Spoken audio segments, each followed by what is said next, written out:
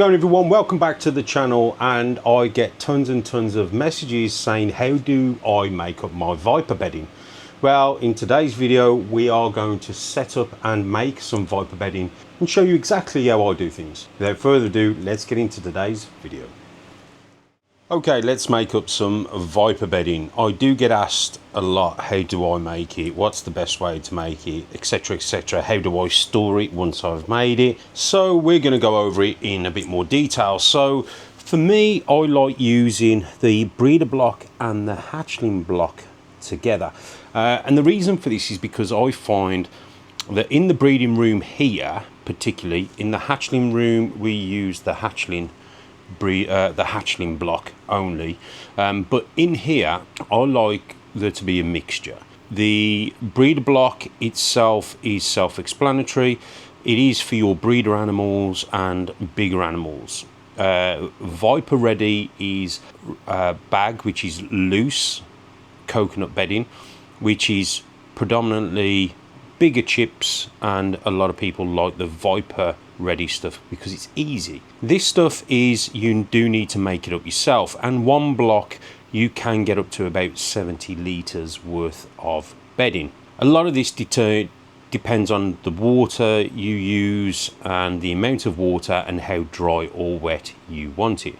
The hatchling bedding is a bit more finer, and what I love about the hatchling bedding in the HQ, in the actual breeding room here, is I love to see when the females build their nests, when they're about to lay, the hatchling block just makes it a bit more compact for them to, you know, make a nest, soft as it sounds. So, and it looks more comfortable, not gonna lie.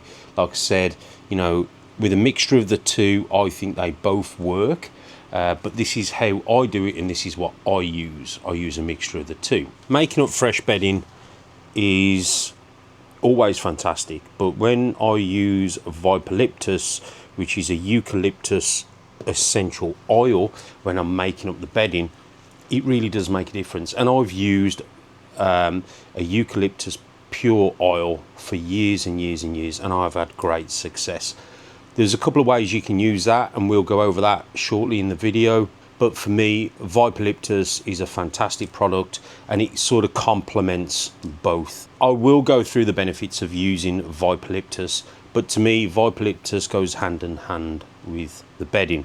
In the tub already, we have a breeder block, and I'll show you the consistency of the breeder block for those who are interested.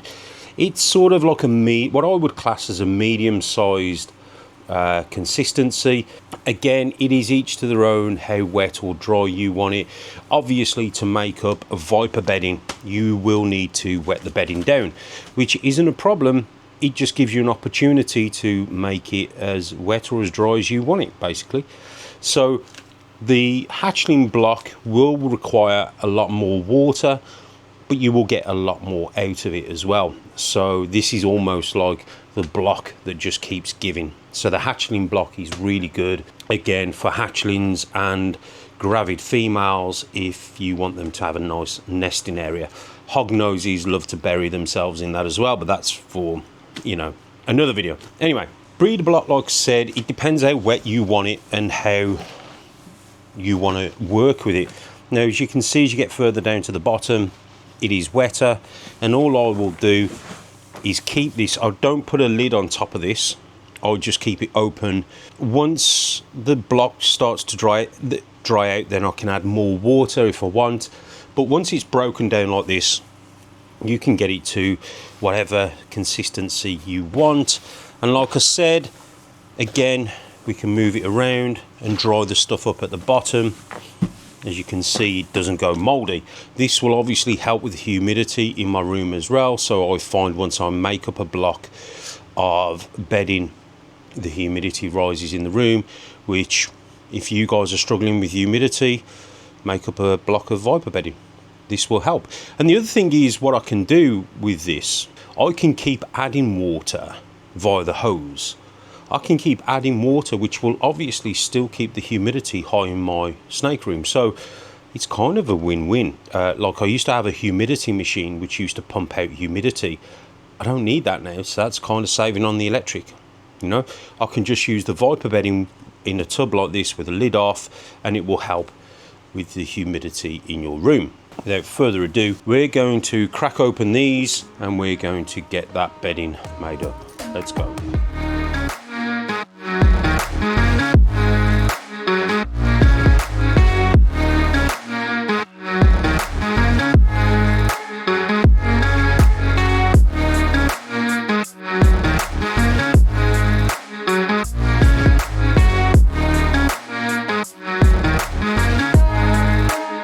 So I'm just going to quickly jump in. I just thought I'd show you these blocks, why they are currently out of the wrapper, and you can see how they come. Again, if I want to break this up dry, I can. Don't get me wrong, it's going to take you a bit of time, but you could break it up dry if you really wanted to. The hatchling block is a bit more condensed, and this is why this is the block that keeps giving.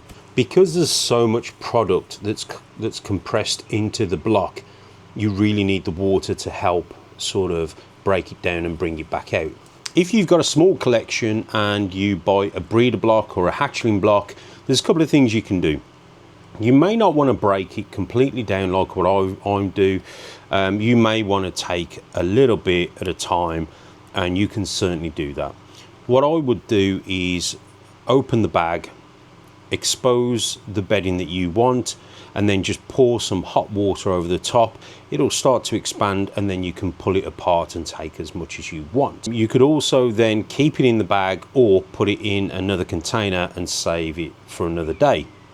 Me personally, I'd rather make it up like this, and then you've got it to hand just in case. So let's get the hot water on the bedding.